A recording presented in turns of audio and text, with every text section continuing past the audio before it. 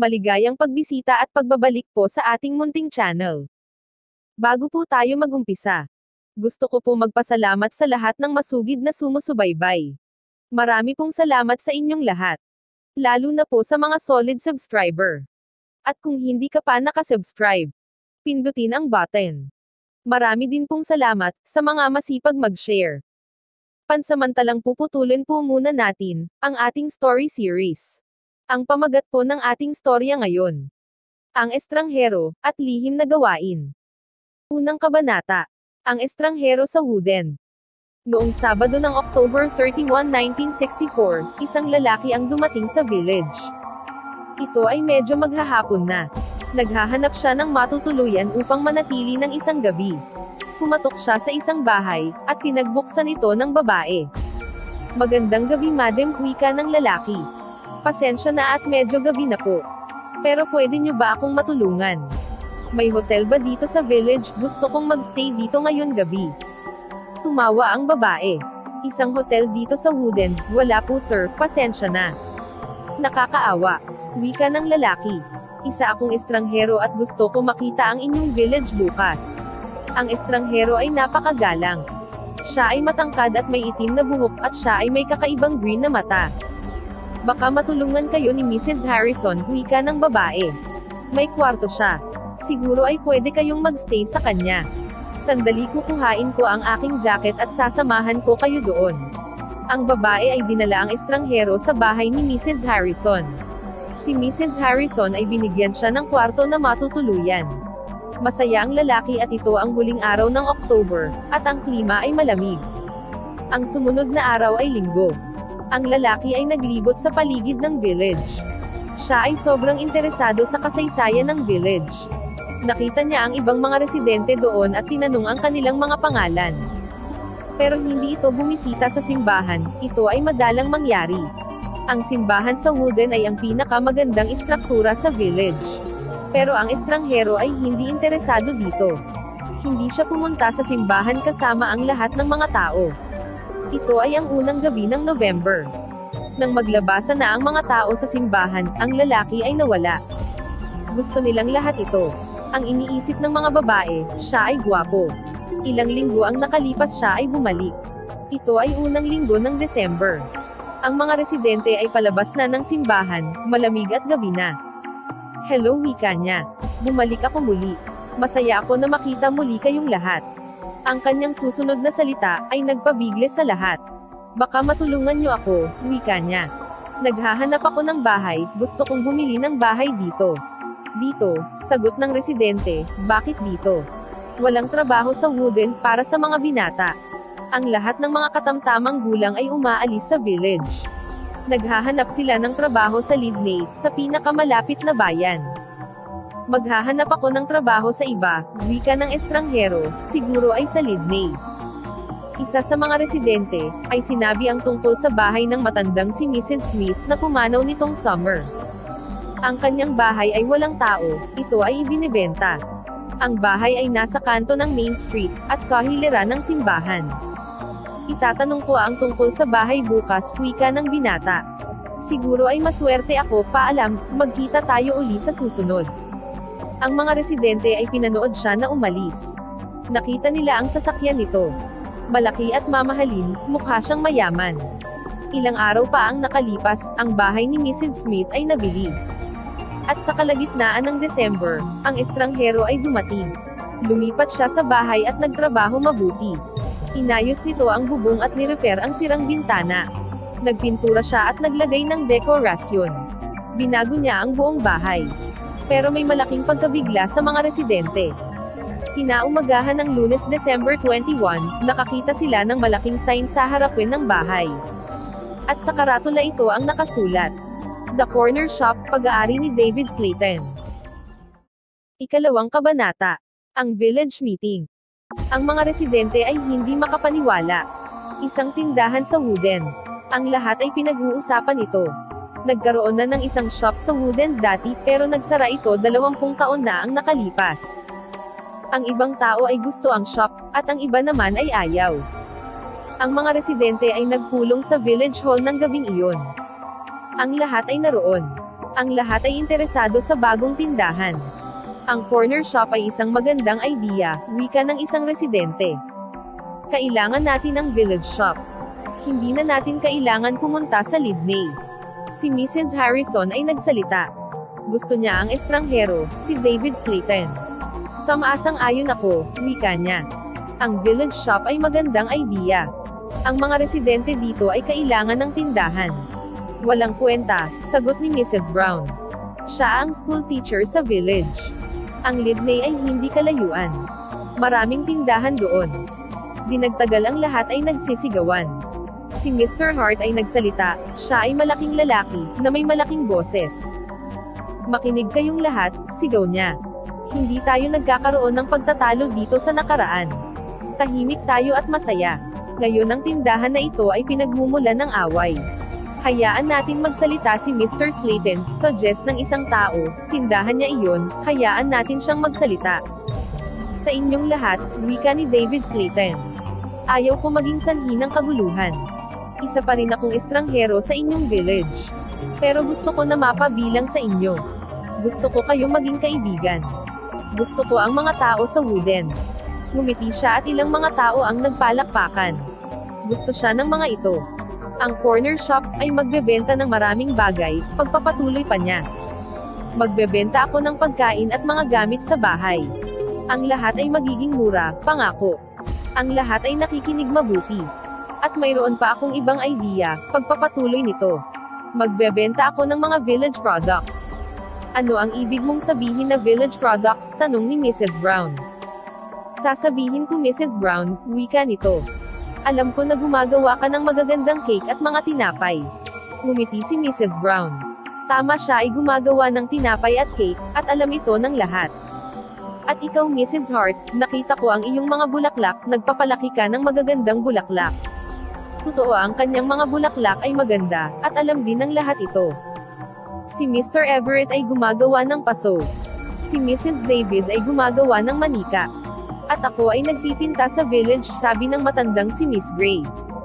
Tama, wika ni Dave, pwede pa kayong gumawa ng iba.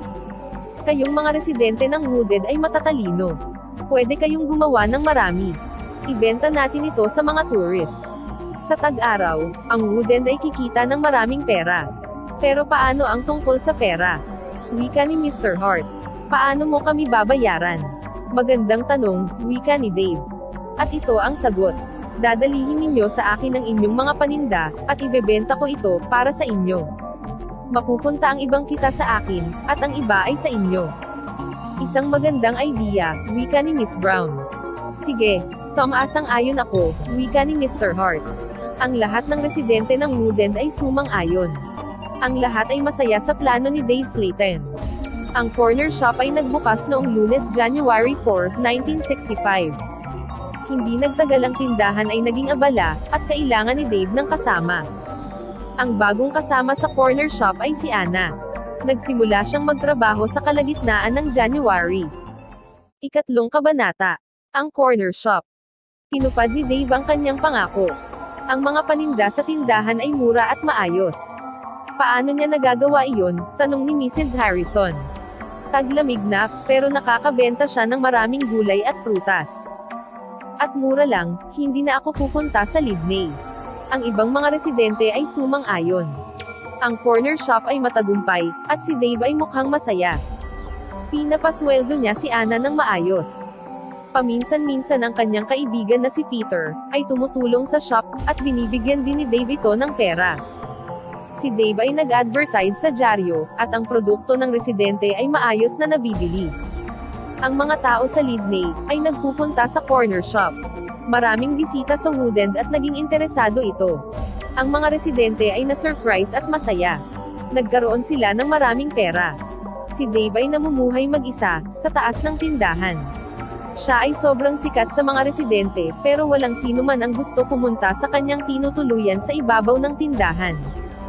Walang nakakakita sa loob nito. Sa pinakataas ng hagdanan may dalawang pintuan. Ang isa ay sa stockroom, at ang isa ay may nakalagay na paalala. Special order only. Keep out. Ang pintuan ay palaging sarado. Si Anna ay hindi nagpupunta sa special order room. Bakit nakapadlock ang room na iyon? Tanong ni Ana kay Dave, isang araw. Ano ang meron doon? Ito ay special order, sagot niya. Isang malaking order. Pero wala ka namang malaking order sa wooden, wika ni Ana. Walang sinabi si Dave. Ayaw niyang pag-usapan ang tungkol sa kwarto. Ika-4 na kabanata. Ang magandang customer. Sa loob ng 3 buwan ang lahat ay normal. Isang araw ng April, isang customer ang pumasok sa shop. Ang bagong customer ay napakagandang babae. Nakasuot ito ng mamahaling damit at dumating sakay ng malaking sasakyan. Ito ba ang corner shop? Tanong ng babae. Tumingin siya sa paligid, at medyo nabigla. Oo, sagot ni Ana. Ito ang corner shop. Ito lang ang tindahan sa village. Hinahanap ko si Mr. Slayton, ang may-ari ng tindahan, wika ng babae. Sa palagay ko ay nasa itaas siya, wika ni Ana. Pupunta ako at tatawagin siya. Alam ba niya ang iyong pangalan? Oo, sa palagay ko. Pakisabi na si Miss Gordon ay narito, Miss Greta Gordon. Si Ana ay namangha, ikaw si Greta Gordon, yung sikat na artista, oo ako nga. Ngumiti ang babae, pero siya ay kinakabahan. Sandali lang, wika ni Ana. Sasabihin ko kay Mr. Slayton na narito ka. Tumakbo si Ana paakyat sa hagdanan, at tinawag si Dave. Dave, may tao na gusto ka makita. Sino ito? Tanong ni Dave mula sa taas. Si Miss Greta Gordon, sigaw ni Ana. Si Greta Gordon, yung artista. Lalabas na ako, sagot nito, at bumaba siya kaagad. Masaya ako na makita ka Miss Gordon, bati nito. Magandang umaga, wika ni Greta Gordon. Siya at si Dave ay nagkamayan. Mayroon siyang magandang kamay at may suot ito na diamond ring. Hindi pa nakakita si Ana na maraming diamond ring sa nakaraan. Si Miss Gordon ay tumingin sa paligid. Mr. Slayton, dito ka ba nagtatrabaho? Tanong niya. Muli siya ay kinabahan. Oo, sagot ni Dave. Maliit na lugar lang ito, pero malaki na ito para sa akin. Sumunod ka sa akin, Miss Gordon. Si Ana ay nabigla. Si Dave at Greta Gordon ay hindi magkakilala. Hindi niya ito tinawag na Greta, at hindi rin tumawag na Dave. Mukhang siya ay nagmamadali, at parang siya ay natatakot. Pinanood sila ni Ana. Si Dave at Greta ay pumunta sa likod ng shop sa special order room. Si Greta Gordon ay special order customer. Inisip ni Ana na parang may kakaiba. Pero gusto niyang sabihin sa iba ang tungkol kay Greta Gordon. Gusto ni Ana ang mga pelikula nito. Gusto niyang sabihin kay Peter ang tungkol sa artista. Pero kailangan niyang manatili sa tindahan. 10 minuto ang nakalipas, si Greta Gordon ay lumabas sa special order room. Si Dave ay umakyat sa hagdanan, at si Greta Gordon ay mula sa harapan ng tindahan. Ang artista ay mukhang takot na takot. Siya ay maputlo. Siya ay umiiyak, ang kanyang mga mata ay namumula at may luha. Anong problema? Tanong ni Ana, may maitutulong ba ako Miss Gordon? Wala, maraming salamat na lang, maayos lang ako, wika ni Greta Gordon. Gusto mo bang umupo? Wika ni Ana. Kumuha siya ng bangko at ang artista ay umupo. Tatawag ba ako ng doktor? Tanong ni Ana. Hindi sagot nito. Pakiusap, huwag mong sabihin kahit kanino ang pagbisita ko dito. Si Ana ay nabigo, gusto niya sabihin sa lahat ang tungkol kay Greta Gordon. Gusto niya sabihin sa lahat ang tungkol sa kanilang sikat na customer. May gusto akong ibigay sa iyo, wika ni Greta Gordon. Ito ang larawan ko, may pirma ito. Pakiusap, itago mo ito, wika ni Greta, at please itago mo ito at panatilihin na ilihim. Huwag mong sabihin sa iba. Sige, wika ni Ana, pangako. Ang artista ay hinalikan si Ana, at hinawakan ang kanyang kamay. Napakagandang babae sa isip niya, at napakagandang kamay. Biglang may napansin si Ana. Ang diamond ring ay wala na. Ika-5 kabanata. Ang balita sa pahina ng pelikula. Hindi binabanggit ni Dave ang tungkol kay Greta Gordon. Hindi niya gustong pag-usapan ang tungkol sa pagbisita nito sa kanyang tindahan. Isang araw tinanong ni Ana ang tungkol sa artista. Paano mo nakilala si Greta Gordon? Tanong ni Ana. Siya ba ay kaibigan mo? Ayaw kong pag-usapan siya, sagot ni Dave. Siya ay isang special order customer. Huwag kang magtanong ng tungkol sa kanya. Si Ana ay hindi na nagtanong ng kahit ano. Hindi niya tinanong si Greta Gordon at ang tungkol sa singsing nito. Tinupad ni Anna ang kanyang pangako. Wala siyang pinagsasabihan kahit isa tungkol dito. Hindi nagtagal naging spring season na. Si Anna at Dave ay naging abala. Maraming turista ng taong iyon. Mayo, tinanong ni Peter si Anna na pakasalan siya. Tinanggap niya ito. Naging engaged sila. Nagplano silang magpakasal sa susunod na taon. Ngayon ay kailangan nila ng pera, kaya kailangan nilang magtrabaho mabuti at mag-ipon. Sila ay in love sa isa't isa. Isang araw si Anna ay nagbabasa ng balita tungkol sa mga artista. Ito ang magazine tungkol sa mga artista. Binuksan niya ang pahina, may larawan ni Greta Gordon. Si Anna ay natuwa. Nakakagulat. Ang Beautiful Woman ay magiging isang malaking pelikula. At ngayon si Greta Gordon, ay ang star role. Gusto sabihin ni Anna kay Peter ang tungkol kay Greta, pero siya ay nangako. Ipinakita nito kay Dave ang magazine. Dave, tingnan mo, wika niya. Mayroon siyang malaking part sa Beautiful Woman na pelikula. Tumingin si Dave sa magazine. Ang bida sa Beautiful Woman ay si Joanna Leigh. Pero si Miss Leigh ay nabali ang kamay. Ayon sa pahayag ni Miss Leigh. Hindi ko alam kung ano ang nangyari, wika ni Miss Leigh. Nasa loob ako ng aking kwarto, nadulas at bumagsak. Si Greta Gordon na ngayon ang bida sa pelikulang Beautiful Woman. Napakaswerte ko po. Sinabi ni Greta kahapon. Gusto ko laging maging parte. Hindi ako makapaniwala. Wala akong alam tungkol sa pelikula, wika ni Dave. Si Greta Gordon ba ay magiging big star? Si Anna ay ngumiti, oo siya ay magiging big star. Mukhang hindi interesado si Dave. Sana ay masaya siya sa kanyang malaking role, ito lang ang nasabi ni Dave. Ika-6 na kabanata. Ang mabilis na halik. Ang mga turista ng tag-araw ay dumarating sa Wooden. Ang panahon ay maaliwalas at ang tindahan ay maayos. Pero si Anna ay hindi masaya. Palagi niyang naiisip ang pagbisita ni Greta Gordon. Bakit siya pumunta upang makita si Dave? Ano ang nangyari sa diamond ring sa kanyang daliri? May isa pang problema. Mahal ni Anna si Peter at papakasalan niya ito. Pero gusto rin niya si Dave. Si Dave ay medyo matanda sa kanya, pero gusto niya ito. Ang lahat ng babae ay gusto siya, pero si Anna ay malapit sa kanya araw-araw. Tuwing umaga si Anna ay na kay Dave, at sa gabi siya ay na kay Peter. Si Anna ay nabubuhay sa dalawa. Ang isa ay kay Dave, at isa kay Peter. Isang Biyernes, sinurprise ni Dave si Anna. Ano ang gagawin mo bukas? Tanong niya. Gusto mo bang sumama sa akin? Pwede tayong pumunta kung saan mo gusto. Pwede tayong sumakay sa aking sasakyan. Pasensya na Dave, sagot ni Anna. Hindi ito magugustuhan ni Peter. Huwag kang maging bobo, wika ni Dave. Hindi tayo pupunta sa malayo. Isasara ko ang tindahan sa tanghali at pupunta tayo sa Lidney. Gusto sumama ni Anna kay Dave pero nag-aalala siya kay Peter. Huwag mong alalahanin si Peter. Wika ni Dave, palagi siyang abala tuwing Sabado. Si Anna ay nag-isip sandali. Sige, sagot niya. Dalhin mo ako sa pinaka-the best na sinehan at restaurant. Sasama ako sa iyo. Sige, at tumawa si Dave. Kahit anong gusto mo, Anna. Nang sumunod na hapon, si Dave at Anna ay nagpunta sa Lidney. Naging masaya sila. Ibinili ni Dave si Anna ng mamahalin na damit. Nanood sila ng sine, at pagkatapos sa restaurant. Si Peter ay naglaro ng cricket ng araw na iyon.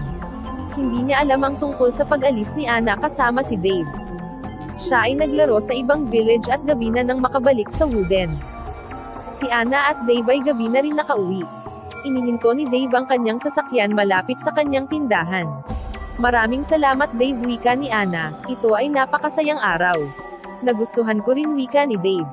Ipinatong niya ang kamay sa balikat nito at hinalikan. Ito ay isang mabilis na halik pero para kay Anna ito ay kahanga-hanga. Ika-7 kabanata. Ang panibagong special order. Ang tag-araw ay lumipas. Ang corner shop ay laging abala. Minsan, nagbubukas si Dave pag linggo. Si Anna ay kumikita ng maraming pera. Ang lahat ay iniisip na siya ay masaya. Ang buhay ay mahirap para sa kanya. Gusto niya si Dave. Ito ay ang kanyang amo at matanda ito sa kanya. Pero si Peter ang kanyang mapapang asawa, at pareho sila ng edad. Si Dave ay medyo mayaman, si Peter naman ay walang pera.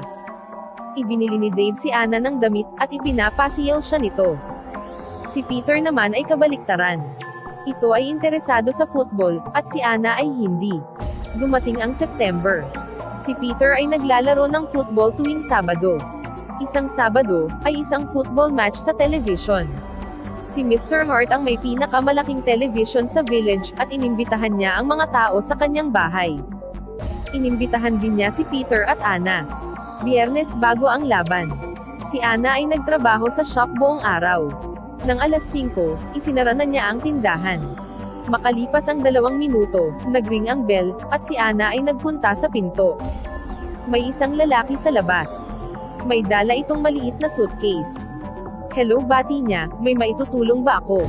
Sa palagay ko meron, wika ng binata. Gusto kong makita si Mr. Slayton. Pasensya na, sarado na ang tindahan. Wika ni Ana. Magbubukas kami bukas ng umaga. Pero mayroon akong appointment, sabi ng binata. Si Dave ay nagsalita mula sa likod ni Ana. Hindi niya ito nakita. Hinihintay kita, wika ni Dave, late ka na. Pasensya na Mr. Slayton, wika ng binata. Di bale na mayabang, wika ni Dave. Ang kanyang kayabangan ay nakapagpabigla kay Ana. Ang binata ay parang natatakot. Pero nakita muna ako ngayon, sabi nito. Tumingin si Dave kay Ana, at sinabi, Ana, pasado alas 5 na. Pwede ka nang umuwi. Hindi ako magtatagal, wika ni Ana. Si Dave ay nagalit, bilisan mo at umuwi ka na.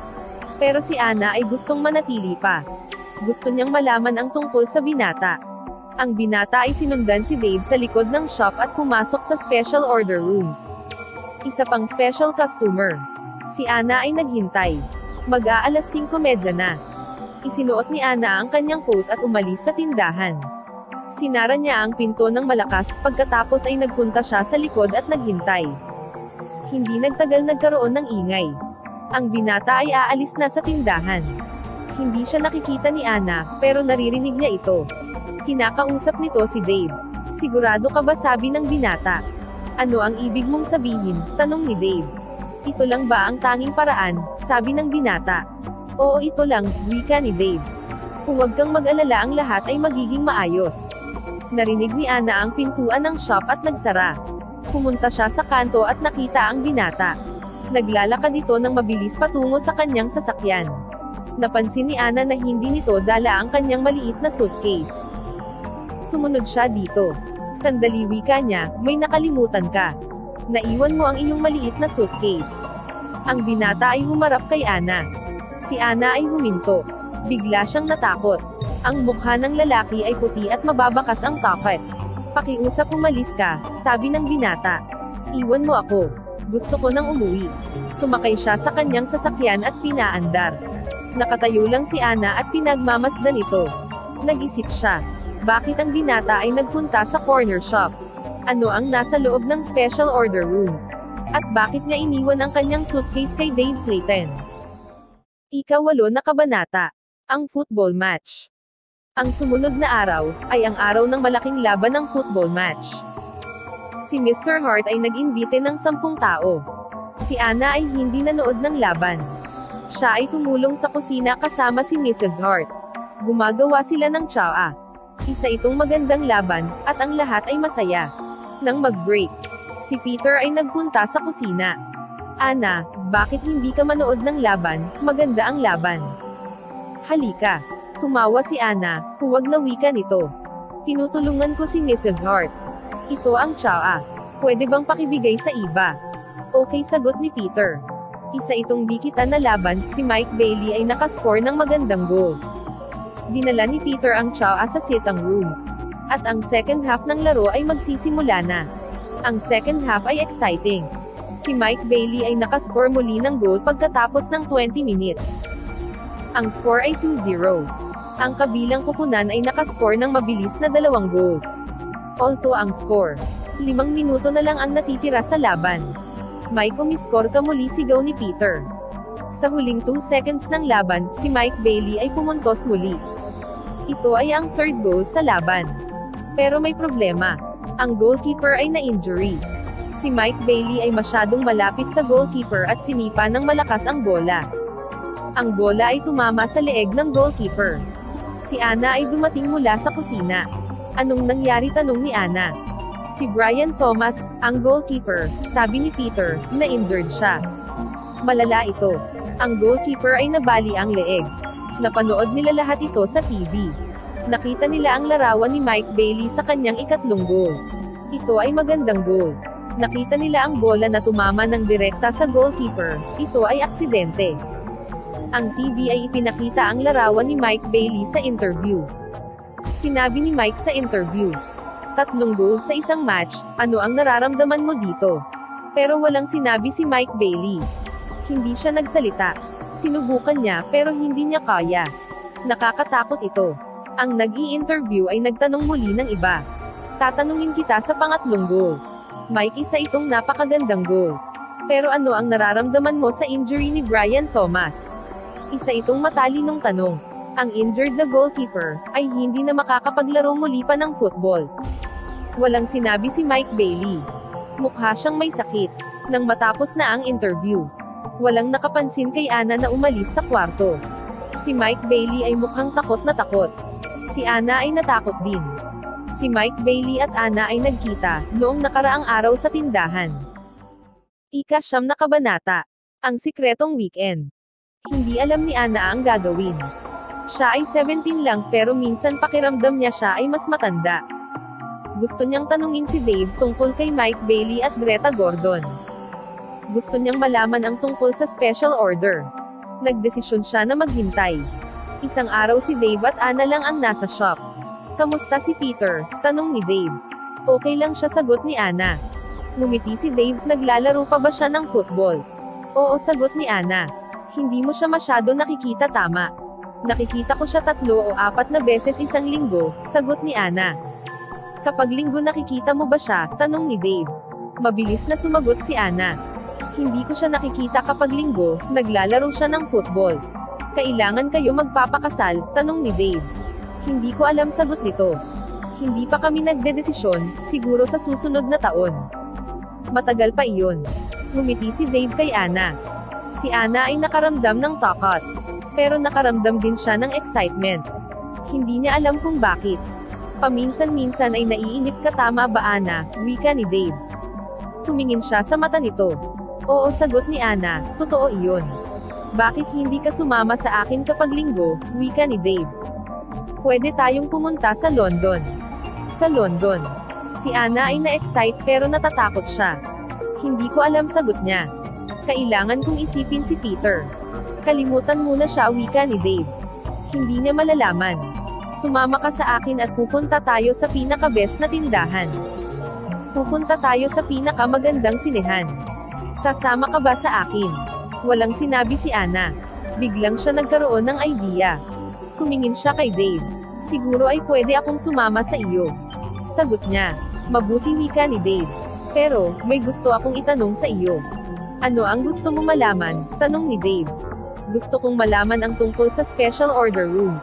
Matalino ka talaga, wika ni Dave. Isa kang village girl pero isa kang matalino, Anna.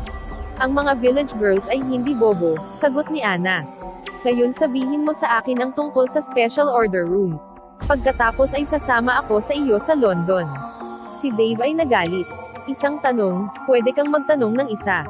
Wika nito. Mabilis na tinanong ni Anna. Bakit pumupunta ang mga tao sa iyo? Isang tanong lang, sigaw ni Dave. Sige, sabi ni Anna, pero huwag kang sumigaw. Sabihin mo bakit pumunta ang mga tao sa iyo. Inisip ni Dave ang kanyang isasagot. Nagpupunta sila upang humingi ng tulong, sagot nito. Nagbibigay ako, hindi. Nagbebenta ako ng tulong, yun lang. Hindi naiintindihan ni Anna.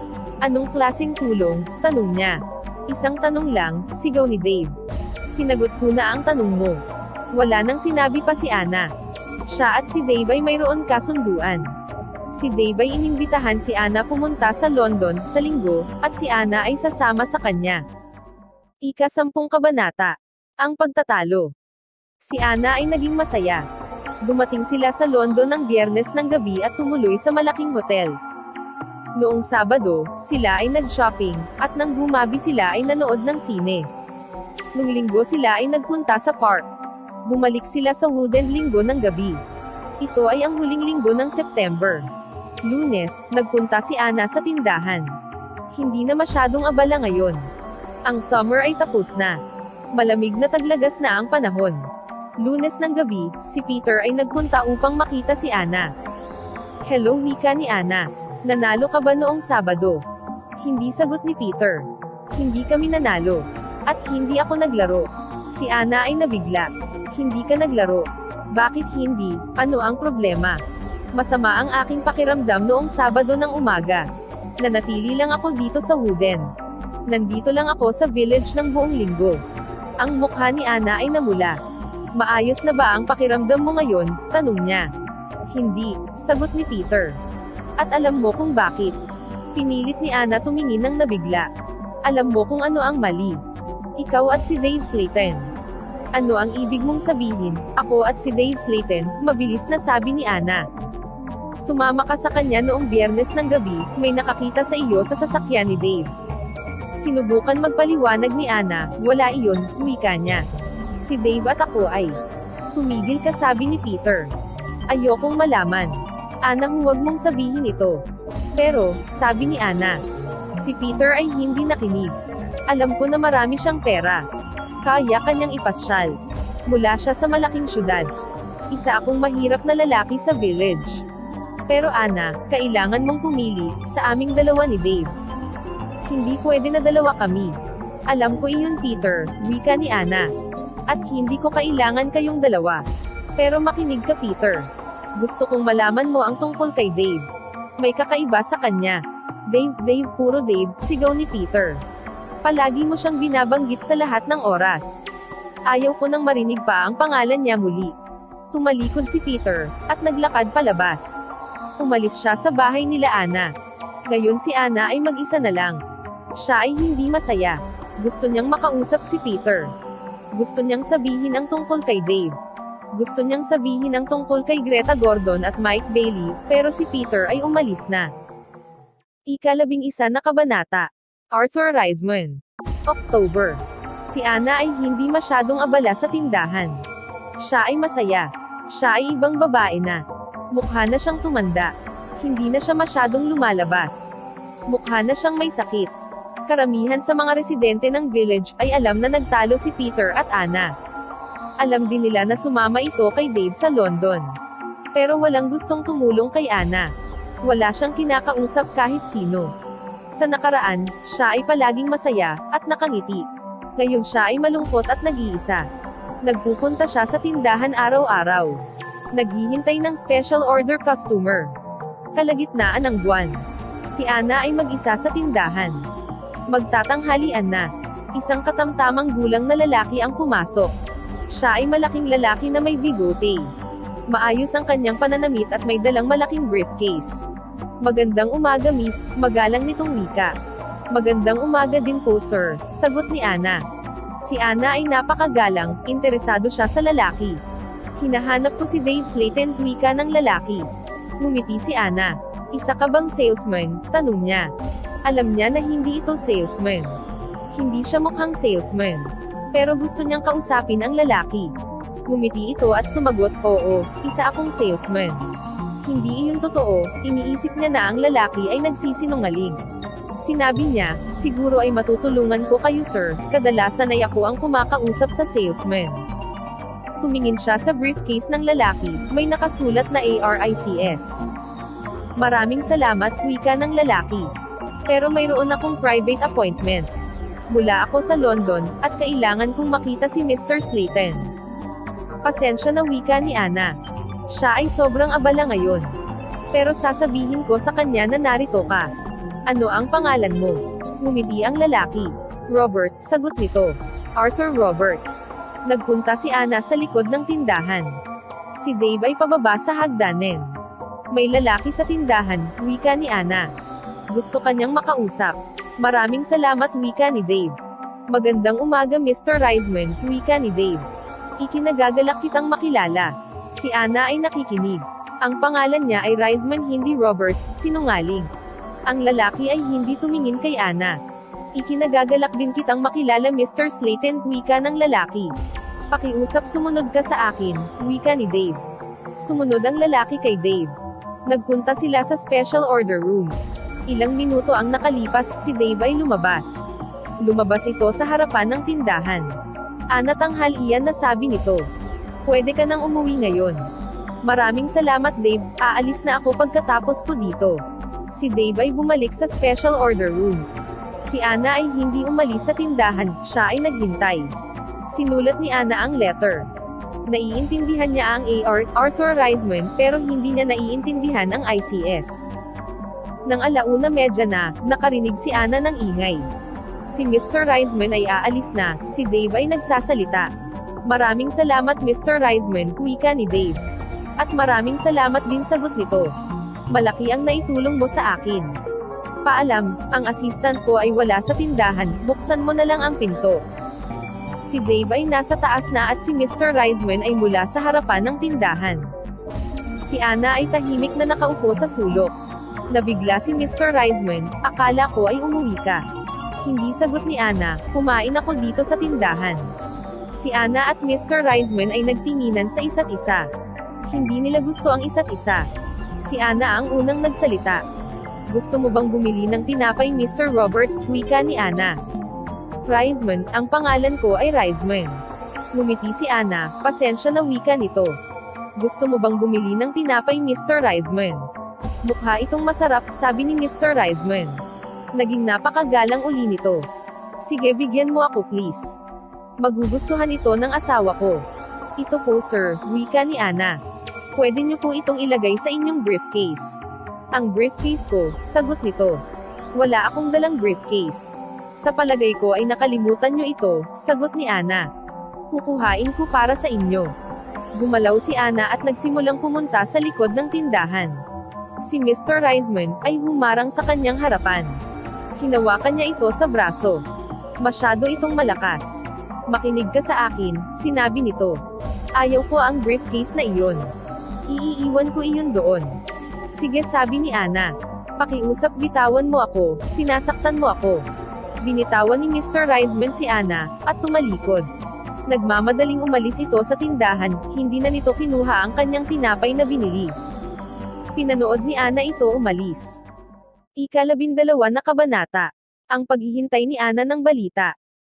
Si Ana ay naghihintay ng balita tungkol kay Mr. Reisman. Naaalala niya si Greta Gordon, ang artista na bumisita sa corner shop. Pagkatapos ay nagkaroon ng balita tungkol sa kanya sa magazine. Si Mike Bailey ay bumisita rin sa corner shop pagkatapos ay nagkaroon ng balita tungkol sa kanya sa TV. At ngayon si Mr. Reisman ay bumisita sa tindahan, kaya si Ana ay naghihintay ng balita tungkol dito. Ang tatlong bisita ay puro special order customer. Lahat sila ay nakita si Dave. Lahat sila ay pumasok sa special order room, at lahat sila ay may iniiwan kay Dave. Si Greta Gordon ay nag-iwan ng diamond ring. Si Mike Bailey ay ang kanyang suitcase. Si Mr. Reisman ay ang kanyang briefcase. Gusto malaman ni Ana ang tungkol sa tatlong special customer. Inisip niya si Mr. Reisman. Ang kanyang case ay may nakasulat na ARICS. Si Ana ay tumingin sa dyaryo. Pero wala siyang nakita na kahit ano tungkol sa ICS. Nagbasa siya ng magazine, nakinig sa radyo, at nanood ng TV, pero wala siyang nalaman sa ICS. Nagkaroon si Ana ng idea. Nagdesisyon siya na pumunta sa London at hanapin si Arthur Reisman. Biyernes kinaumagahan, nag-iwan siya ng mensahe kay Dave. Ang nakalagay sa sulat, Dave, pasensya na at hindi ako makakapasok ngayon. Pupunta ako sa Sydney. Bibili ako ng mga bagay para sa aking kasal. Ang mensahe ay hindi nagsasabi ng totoo. Pero walang pakialam si Ana. Sumakay si Ana ng bus patungo sa Sydney, at pagkatapos ay sumakay ng train patungo sa London. Dumating siya sa Pradington Station bago magtanghali. Bumaba siya ng train at naghanap ng telephone box. Ang telepono ay malapit sa entrance ng estasyon, pero ang mga boxes ay puno. Tumayo siya at naghintay. Nakita ni Ana ang letter ng ICS, naroon ito. Isang malaking advertisement. Nakita na ni Ana ang kanyang hinahanap. International Computer Services, siguro ito ay kumpanya ni Mr. Reisman. Hindi nagtagal na bakante na ang telepono. Nagdial si Ana ng numero 222-8959. ICS, ano ang maitutulong namin? Sagot ng babae. Gusto kong makausap si Mr. Reisman, Mr. Arthur Reisman, sa palagay ko ay nagtatrabaho siya sa ICS. Ang babae ay tumawa. Nagtatrabaho dito. Oo, sagot ni Ana. Siya ang vice chairman ng kumpanya. Sandali, tatawagan ko ang kanyang sekretarya. Isa pang boses ang narinig sa kabilang linya. Ako ang secretary ni Mr. Reisman, ano ang maitutulong ko? Gusto kong makausap si Mr. Reisman, wika ni Ana. Sino ang tumatawag? Tanong ng secretary. Hindi alam ni Mr. Reisman ang pangalan ko, sagot ni Ana. Inaasahan ba ni Mr. Reisman ang tawag mo? Tanong ng sekretarya. Hindi, sagot ni Ana. Pasensya na, mukhang hindi mo siya makakausap ngayon. Nasa meeting siya ngayon, at aalis pagkatapos ng meeting, at pupunta ng Switzerland. Pero kailangan ko siyang makausap kahit ilang minuto lang, wika ni Ana. Ang sekretarya ay naiinis. Imposible, sagot nito. Pero pwede kong sabihin ang mensahe mo. Maraming salamat, tatawag na lang ako muli, makakabalik na ba si Mr. Reisman ng time na iyon? Oo, sagot ng sekretarya. Maraming salamat, at ibinaba na ang telepono. Nakita na ni Ana ang kumpanya ni Mr. Reisman pero hindi niya ito nakausap. Inubos ni Ana ang kanyang oras sa hapon sa London. Nanood siya ng sine, at nagkape malapit sa Paddington Station. Ang kanyang train ay aalis sa London pasado alas 6. Bumili siya ng dyaryo at sumakay sa train. Si Ana ay napagod, pero siya ay masaya. Pagkatapos ng ilang minuto, tumingin siya sa dyaryo. Si Ana ay naghihintay ng balita. May nakalagay sa front page. Isang private plane ang nag-crash malapit sa London. 6 ang patay. Lahat ay taga-ICS. 6 na tao ang namatay ngayong hapon sa isang plane crash malapit sa London. Ang eroplano ay patungo sa Switzerland. Ang mga pasahero ay mula lahat sa International Computer Services, ICS. Kasama sa kanila si Mr. Alfred Block, ang chairman ng ICS. Si Mr. Arthur Reisman, ang vice chairman ng ICS, sinabi na napakaswerte niya dahil siya ay buhay. Nasa meeting ako ngayong araw. Ang meeting ay nagtagal at hindi ako nakahabol sa eroplano. Malamang na si Mr. Arthur Reisman na ang magiging chairman ng ICS. Ika-13 na kabanata. Ang Special Order Room. Si Ana ay nakauwi ng alas 10 ng gabi. Binuksan niya ang radyo at nakinig ng balita. Ang chairman ng ICS ay patay na, at si Mr. Reisman ang bagong chairman. Hindi nakatulog si Ana ng gabing iyon. Iniisip niya si Dave Slayton at ang Special Order Room. Ano ang ginagawa ni Dave sa Special Order Room? Sabado ng umaga pumunta siya sa tindahan. Walang sinabi sa kanya si Dave. Galit ito dahil hindi pumasok si Ana kahapon. Hindi ito nagsabi ng kanyang day off. Nang alas 11, si Dave ay umalis sa tindahan. Sumakay siya sa kanyang sasakyan at umalis. Si Ana ay mag-isa. Ito na ang kanyang pagkakataon. Pumunta siya sa likod ng tindahan at nagpunta sa Special Order Room. Ang Special Order Room ay hindi nakalock. Nakalimutan ito isara ni Dave. Binuksan ni Ana ang pinto at pumasok sa loob. Ito ay maliit na kwarto lang, madilim at mainit. Binuksan ni Ana ang ilaw, pero ito ay hindi masyado maliwanag. Tumingin siya sa paligid. May maliit na lamesa at 2 lumang upuan at maraming kahon. Iyon lang ang makikita. Ang Special Order Room ay walang order books, walang papel, at walang panulat. Si Ana ay naglakad paikot sa lamesa. Mahirap maglakad dahil maraming kahon sa sahig. Binuksan ni Ana ang isa at tiningnan. Nakakita siya ng lumang magazine at dyaryo. Sa ilalim may marumi na lumang damit. Sa ilalim ng lumang damit may nakita siyang pera. Maraming pera. British dollars. French dollars. American dollar, German dollar. Mga pera ito mula sa iba't ibang mga bansa. Si Ana ay namangha. Hindi pa siya nakakakita ng ganoon karaming pera sa nakaraan. Tumingin muli siya sa paligid, at nakita ang suitcase ni Mike Bailey, wala itong laman. Nakita rin niya ang briefcase ni Mr. Reisman, wala ring laman. Binuksan ni Ana ang mas malaking kahon. Sa loob may mga ilang manika na bali ang kamay at binti. Ang isang manika ay napakaganda pero bali ang kamay nito. Inilapag ito ni Ana sa lamesa. Pagkatapos ay nakakita si Ana ng libro tungkol sa football. Sa loob may ilang mga picture ng players, pero ang mga larawan ay punit-punit. Inilagay ni Ana ang libro sa lamesa. Tumingin muli si Ana sa kahon, at nakakita ng mga maliit na sasakyan. Karamihan sa mga ito ay sira-sira na. Nakakita siya ng isang eroplano, sira din ito. Inilagay lahat ito ni Ana sa lamesa. Kakaibang koleksyon. May mga pera, mga manika na bali-bali ang mga braso at binti, mga laruan, sasakyan, at isang magandang eroplano. Isang football book na may punit-punit na larawan. Pinagmamasdan mabuti ni Ana ang mga bagay sa lamesa. Para saan ang mga ito? Bakit inilalagay ni Dave Slayton ang mga ito sa kandadong pintuan? Biglang napatalon si Ana. May ingay sa kanyang likuran. May nakatayo sa pintuan. Ika-14 na kabanata. Ang special customer. Paano ang tungkol sa diamond ring, sabi ng boses. Ito ay si Dave Slayton. Tumatawa siya. Iniwan kong bukas ang pinto para sa iyo, wika nito. Gusto ko na pumunta ka ngayong umaga dito sa loob. Si Ana ay natakot pero hindi niya ito ipinakita. Hindi mo pa nakikita ang diamond, sabi muli ni Dave. Naalala ni Ana na ito ay diamond ring ni Greta Gordon. Nandito rin ba ito sa loob ng kwarto? Ito, wika ni Dave. Pumasok siya sa kwarto at kinuha ang lumang box. Kinuha niya ang singsing at inihagis sa lamesa. Hindi ito sa iyo, pag-aari ito ni Miss Greta Gordon. Sa akin na ito, wika ni Dave na tumatawa. Ibinigay niya ito sa akin. Pero bakit, tanong ni Ana. Bakit ibinigay ni Greta Gordon sa iyo ang diamond ring? At ang lahat ng pera na ito? Sino ang nagbigay sa iyo? Ang aking mga special customer, wika ni Dave. Ang aking mga special customer ang nagbigay ng mga pera, sa akin na lahat ito ngayon. Si Mike Bailey at Mr. Reisman, ay ibinigay sa iyo ang lahat ng ito, tanong ni Ana. Oo, sagot ni Dave.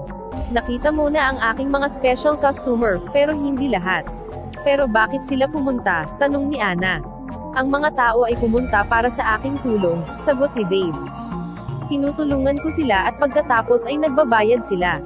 Pero paano mo sila natutulungan? Tanong ni Ana. Kinuha ni Dave Slayton ang magandang manika na may bali na braso. Naaalala mo si Joanna Leigh? Tanong niya kay Ana. Si Ana ay nag-isip sandali. Oo, sagot nito, naaalala ko siya. Siya ang artistang nabalian ng braso, at si Greta Gordon ang pumalit sa kanya. Tama, sagot ni Dave. Ang manika ay si Joanna Leigh. Si Ana ay mas lalong natakot. Anong klaseng tao si Dave Slayton, sa isip niya? Itinuro ni Dave ang punit na larawan sa football book, sino siya, tanong ni Ana. Biglang naalala ni Ana ang mukha nito, nakita niya ito sa TV. Si Brian Thomas, sagot niya. Siya ang goalkeeper. Sabi ni Dave. Si Ana ay sobrang natatakot na. Si Dave Slayton ay isang masamang tao. Si Dave ay lumapit kay Ana, dinampot nito ang sirang eroplano. Ano sa palagay mo ang isang ito? Alam ni Ana ang sagot, pero sobra siyang natatakot na magsalita. Hinawakan ni Dave ang kamay ni Ana ng mahigpit. Pinilit ni Ana lumayo. Si Dave ay mas lalo pang tumawa, at mas humigpit ang hawak. Makinig ka, Ana, tahimik nitong sabi. Gusto kita, kailangan kita. Pakasalan mo ako, huwag si Peter. Hindi, sagot nito. Bitawan mo ako. Pero Ana, hindi mo pa rin naiintindihan, wika ni Dave. Mayroon akong kakaibang kapangyarihan. Kaya kong ibigay sa iyo ang lahat ng gusto mo. Tumingin siya sa mga mata ni Ana. At ang aking mga anak ay magmamana ng aking kapangyarihan, pagpapatuloy ni Dave. Ibibigay ko sa iyo ang diamond at mga pera, at ikaw, Ana, ay bibigyan mo ako ng anak. Hindi, sinipa niya ng malakas si Dave, at binitawan nito ang kanyang kamay. Mabilis na kumilos si Ana, at tumakbo paalis sa special order room, lumabas sa kwarto at tumakbo sa eskinita. Tumakbo siya, hanggang makarating sa kanyang bahay. Ika-15 kabanata. October 31. Nang makauwi na si Ana, sobra siyang natatakot at nagpunta sa kanyang kama. Sa gabi ay pinupuntahan siya ni Peter upang makita. Pero si Ana ay may sakit at nasa kama. Pupunta ako upang makita muli si Ana bukas. Wika ni Peter sa mama nito. Muli si Ana ay hindi nakatulog buong gabi. Ang sumunod na araw ay Linggo, October 31, isang nakakatakot na araw sa Wooden. Si Ana ay nanatili lang sa kanyang kama. Mayroon siyang lagnat at tumawag ang kanyang mama ng doktor. Ang doktor ay mabilis na pumunta. Si Ana ay grabe ang sakit, wika ng doktor sa magulang nito. Nag-aalala ako, hindi ko alam kung ano ang nangyayari sa kanya. Babalik ako muli mamayang gabi. Kinahapunan pumunta si Peter sa bahay ni Ana. Sinubukan niyang kausapin si Ana, pero ito ay grabe ang kondisyon. Umupo siya sa tabi nito ng tahimik. Alas 7 ng gabi nakarinig si Peter ng sigawan sa eskinita. Nagpunta siya sa bintana at sumilip sa labas. Ang mga tao ay nagtatakbuhan, at nagsisigawan, sunog, may sunog sa corner shop. Si Peter ay lumabas sa kwarto ni Ana, at nagpunta sa sunog. May malaking sunog sa tindahan, ang tindahan ay nasusunog. Walang nakakita kay Dave. Ang sasakyan niya ay nandito, wika ni Mr. Hart. Baka si Dave ay nasa loob. Nakita siya ng mga residente. Nakatayo siya sa bintana sa taas. Tumalon ka Dave, sigaw ng mga tao, iligtas mo ang sarili mo. Pero si Dave ay hindi gumalaw. Nakatayo lang ito sa bintana at tumawa. Ang ilang mga babae sa eskinita ay nagsimulang sumigaw. Si Mr. Hart ay sinubukan tumakbo sa tindahan pero hinila siya ng mga tao. Ang apoy ay kinakain na ang buong tindahan. Ang apoy ay aabot na kay Dave Slayton. Nakita ng mga villagers na ito ay tumatawa pa rin. Ito ang huling pagkakataon na nakita nila ito. Ang apoy ay umabot na sa kanya. Walang sino man ang nagligtas sa kanya at wala na ring nakakita sa kanya. Si Peter ay bumalik sa bahay nila Ana. Ang doktor ay nasa kusina, kinakausap ang magulang ni Ana. Biglang may malakas na sigaw. Umakyat silang lahat upang tingnan ang kanilang narinig sa kwarto ni Ana. Pagdating nila si Ana ay patay na. Wakas. Hanggang dito na lang po muna. Maraming salamat po sa pakikinig. Pwede po bang humingi ng subscribe? Bilang pagsuporta sa ating munting channel. Hanggang sa susunod po muli. Stay safe and God bless.